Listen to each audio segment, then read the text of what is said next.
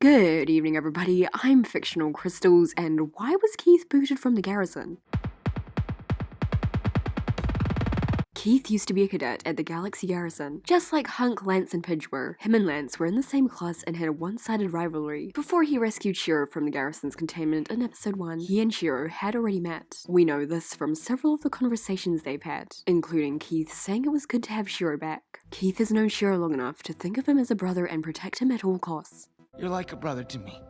Are you okay? Shiro has known Keith long enough to know that he's capable of being Voltron's leader. Why would you make me the leader?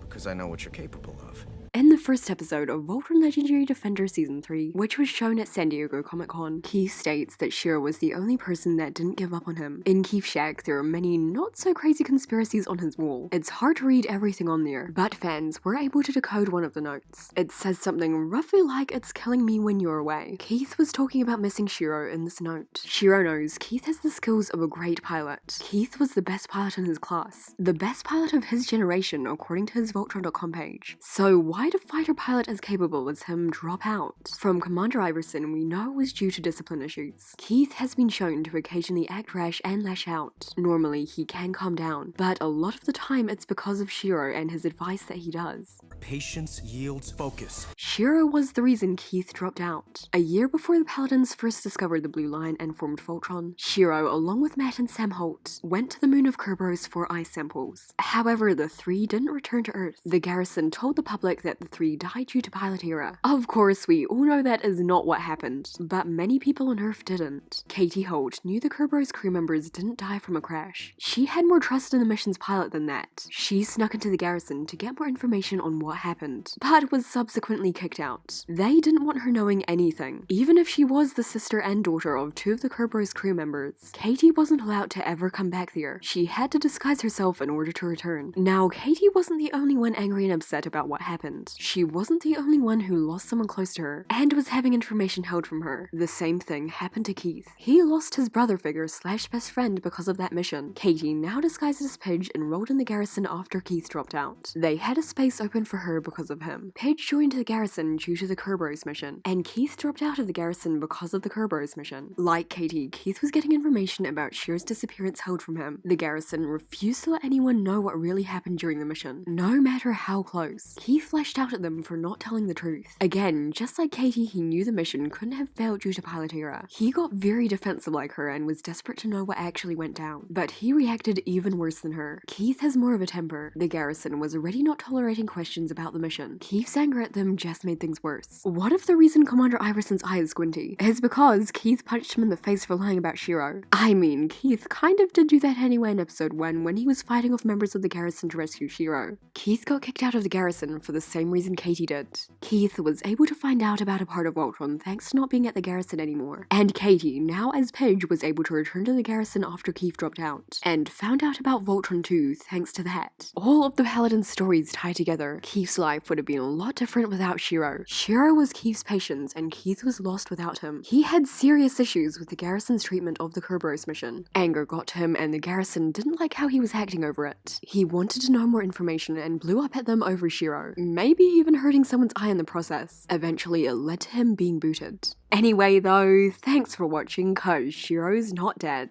Hasta la later, Keith!